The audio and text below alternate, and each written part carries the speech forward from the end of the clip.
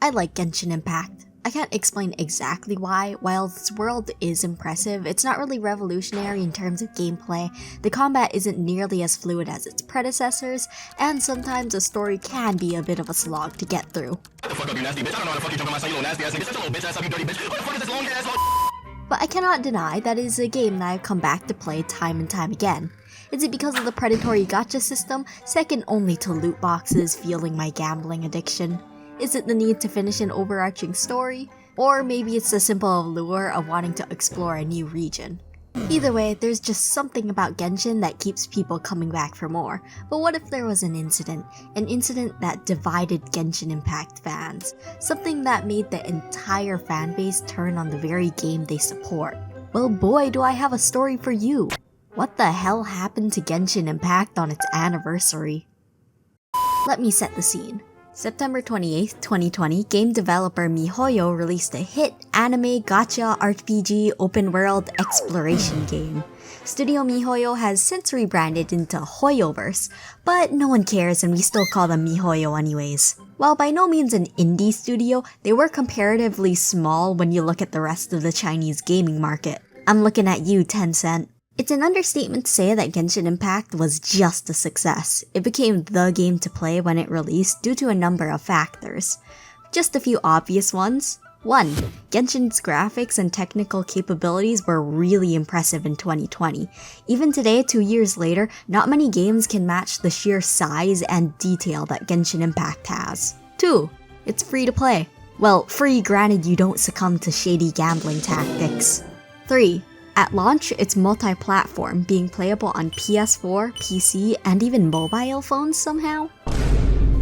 Like even with the huge app file size, it's still impressive just how smoothly Genshin runs on mobile. Before they launched, they even apparently had plans for a Nintendo Switch version, but it seems to be since scrapped.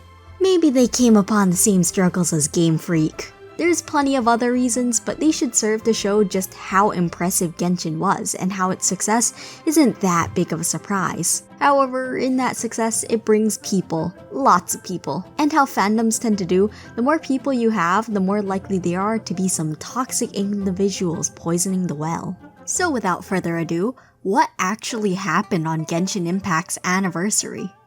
September 28th, 2021. An anniversary web event was released, but many players thought this was a kick in the balls. Just to preface, Genshin often did these web events, and the word event is a stretch. Because you click a link, it takes you to the browser where you do such engaging actions, like click on the copy link button and share to twitter.com. So basically, on the anniversary, they had the gall to ask their players to do free advertisement in exchange for 40 Primo Gems. Which, by the way, is an entire 1/4 of a singular gacha pull. That concludes the anniversary event in Genshin Impact. Yeah, I'm not kidding, that's literally the entire anniversary event they had in-game. Otherwise, they released Teva Adventure's commemorative video, Travel Anniversary Letter, on their YouTube channel. A video that can really only honestly be summarized in this comment: "The rewards are the memories and friends we made along the way." By the time the anniversary date had nearly went and gone without anything, the community was at breaking point. At this players didn't even want the rewards from the anniversary web event. They wanted more of an acknowledgement, a single announcement, or in-game mail that said, "Happy anniversary, thanks for the amazing support throughout this whole year." And let's be clear here, Genshin was undoubtedly one of the biggest games this year. They won awards, they smashed records, and they became a behemoth franchise. Just, a single message inside of the actual game. But September 28th just went and gone. Fans who were tired of the stingy devs not giving out premium currency decided to play Cookie Run Kingdom to cope. In contrast to Genshin Impact, Cookie Run Kingdom has a much kinder reward system and gives players loads of free premium currency. I'm not kidding, you would be surprised by the overlap between Cookie Run Kingdom and Genshin Impact players. Directly after the Genshin anniversary disaster, Cookie Run Kingdom shot up to Google Play's #1 game. The review bombing itself is pretty explanatory. Players were upset at the devs and they felt that the best place to make their voices heard was by hitting them where it hurt. While it seems Apple was able to detect the wave of review bombs, Google Play was not so lucky. The score that once stayed at an admirable 4.8 and 4.9 ended up dropping as low as 1.8 stars. The game that was gifted with a Google Play Game of the Year award at 1.8 stars?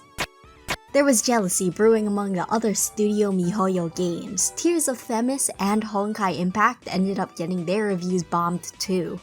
Many reviews citing the low rating because, quote, the developers were a shitty company. Apparently, it's not even limited to Studio MiHoYo games, not even just anime gacha games in general.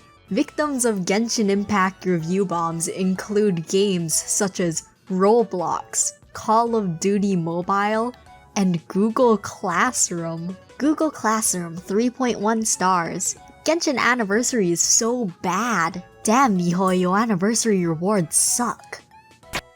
As many people do when things go up in flames, the Genshin team went into full lockdown mode. No longer were players offered the freedom of speech. Names, character pictures, and signatures were not allowed to be changed in-game.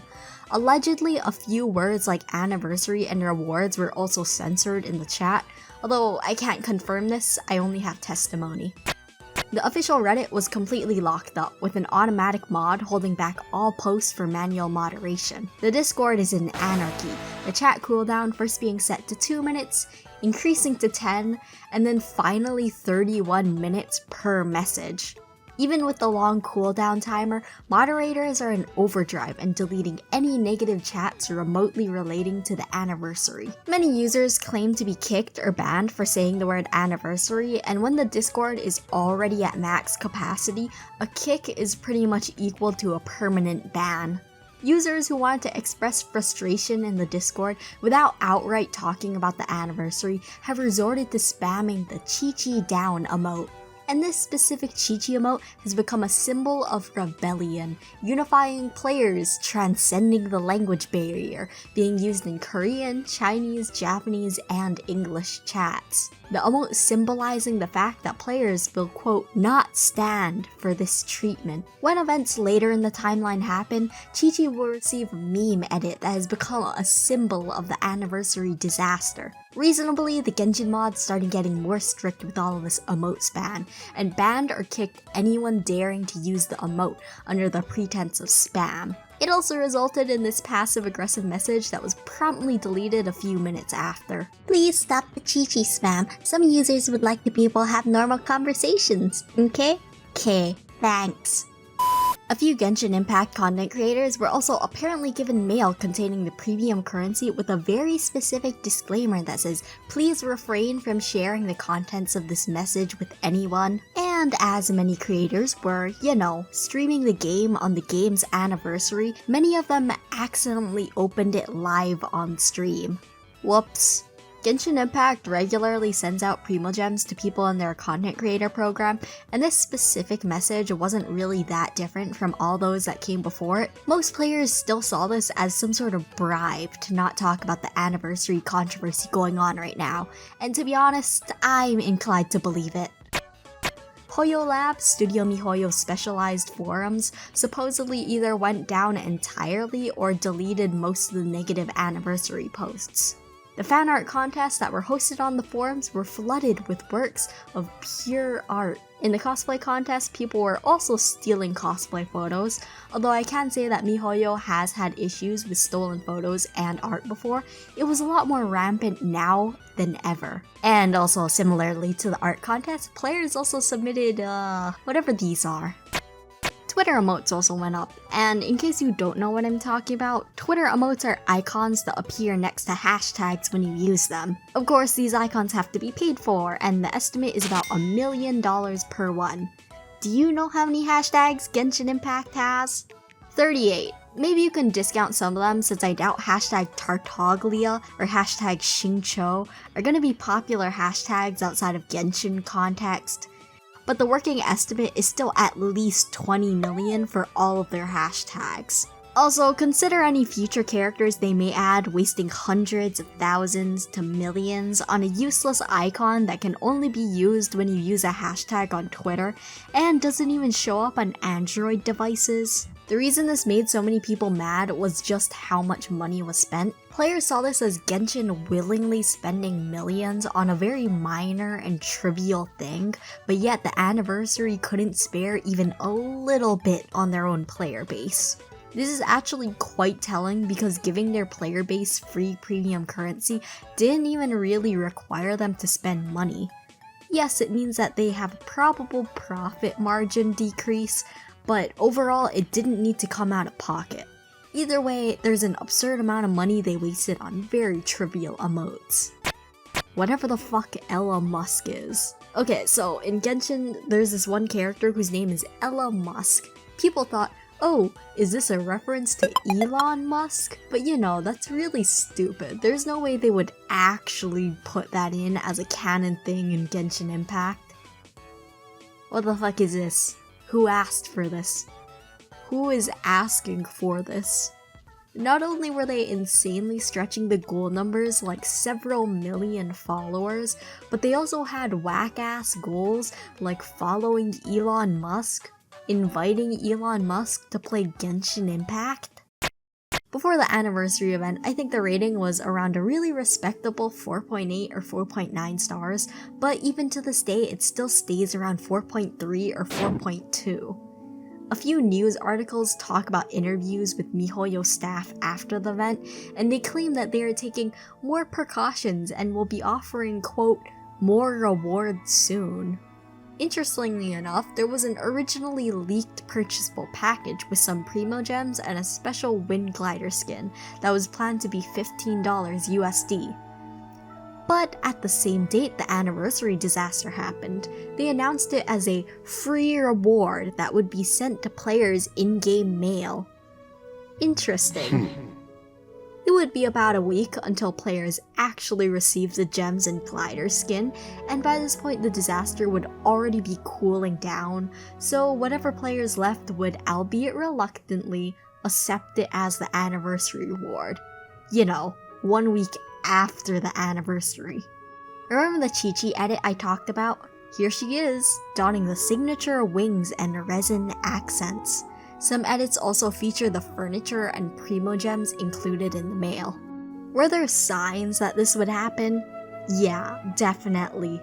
Time and time again, Genshin Impact fans would express their frustration at things. Sometimes the company would fold, like in cases of Zhongli getting buffed, but most of the time these criticisms were ignored. In fact, around April, about 5 months prior to the anniversary disaster, a hashtag called Do Better MiHoYo would trend, expressing people's anger over things they wanted fixed. Originally, people used the hashtag Boycott Genshin Impact, but after a few days, players realized that they didn't really want to stop playing, they just want to see improvement. Genshin players will do literally everything but stop playing the game. Trust me, some of these issues aren't quite as trivial as I made them seem before. I can't really say anything about how they reference their goblin-looking creatures from some indigenous dances.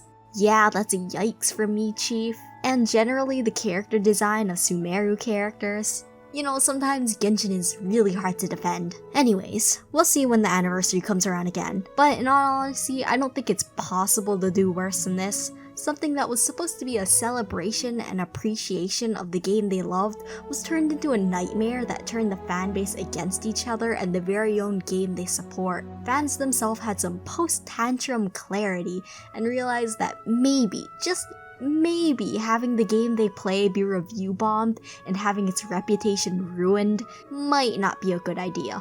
And a lot of the people who review bombed have edited their reviews and or self-improved and learned that maybe throwing a tantrum wasn't the best idea. Of course, I did say some, as you can't really either remove or have every single person put a 1 star on the game change it back, which is why even to this day after the disaster, the rating is relatively low for a game as acclaimed as Genshin is.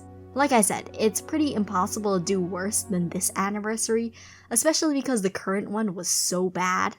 In fact, I think I can pretty confidently say it that the second anniversary will be better because of the expectations from the first one. Whatever, we'll see soon. Shameless Discord plug and Patreon readout, thank you to Jonathan Shavira, Flar353, Kirali Christoph, Morgan Millipede, Gra, and Hijinks XD. Thanks!